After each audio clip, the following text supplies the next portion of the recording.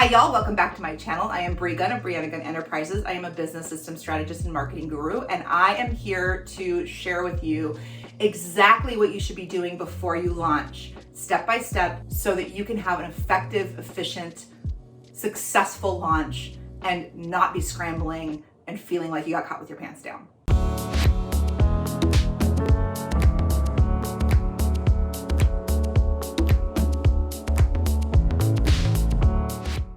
Okay guys, we're gonna talk about launching today, which is one of my favorite topics. I have been helping people launch for over a decade, and I have seen launches do incredibly well. I have also been part of launches that have bombed horribly, and they all have one thing in common. The launches that have the best success prepare well ahead of time. So that's what we're gonna talk about today, because if you are launching in the next few months, you need to pay attention. Launches can be exhausting. I know this because I put myself in the hospital twice with double pneumonia. I don't want the same thing to happen to you. It was really sucky. So instead, what we're gonna do is we're gonna talk about how we should be handling the launch, what we should be actually paying attention to, and the things that you need to be doing now so that you can launch in 60 or 90 days. Yes, I said 60 or 90 days, so let's talk about that. Okay, here's the thing. Most people, when they plan to launch and they want to launch tomorrow, which is totally fine, except if you have to prepare emails and pre-launch content and you don't have your course ready, and you've got to record all those videos, and you've got to run ads if you're running ads, and you've got to get your social media stuff scheduled, and you've got to make sure that you can onboard your clients the right way. You see where I'm going with this? It takes a lot of time and effort to launch in a way that is effective and works well and doesn't put you in the hospital. So today we're going to talk about launching in a way that I like to call a lazy launch.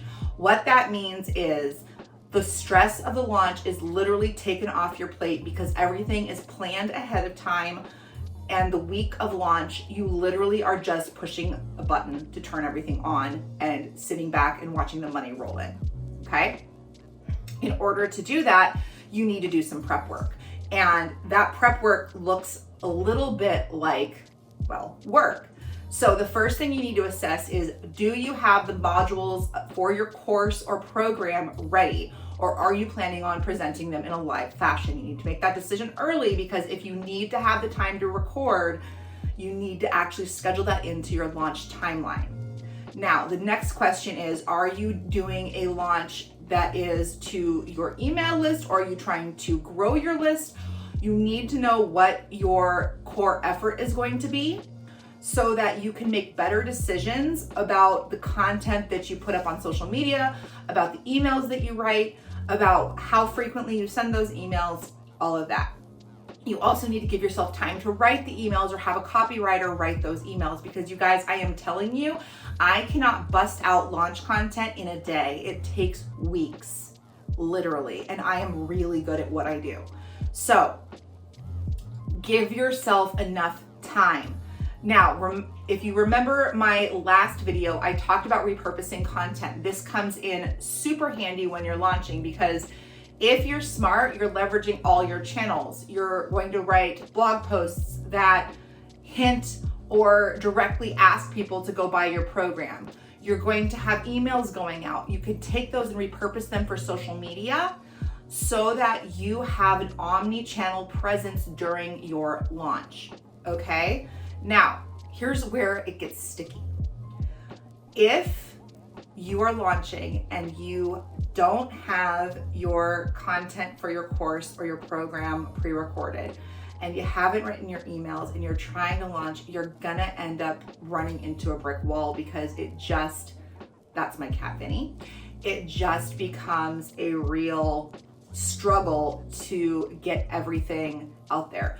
And I say this as someone who has worked with people who want to launch in a week, and who has worked with people who listen to me and take a 90-day runway. The reason I like 90 days is because it takes that much time to grow the know, like, and trust factor with your audience.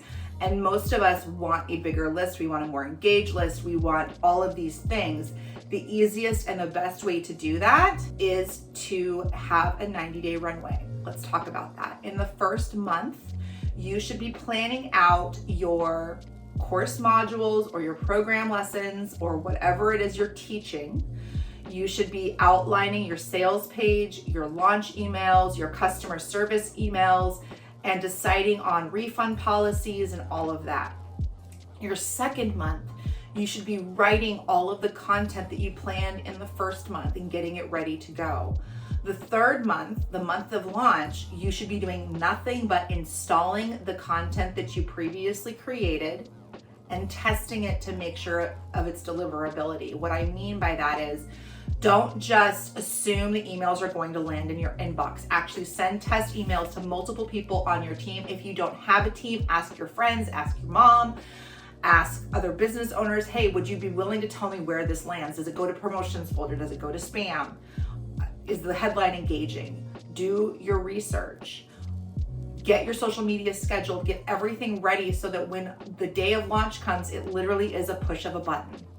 Okay? The last thing you want to do is to start to share small snippets of what you're working on, what I call sneak peeks, behind the scenes content. You can take a screen grab of the back end of the course. You can share portions of your video.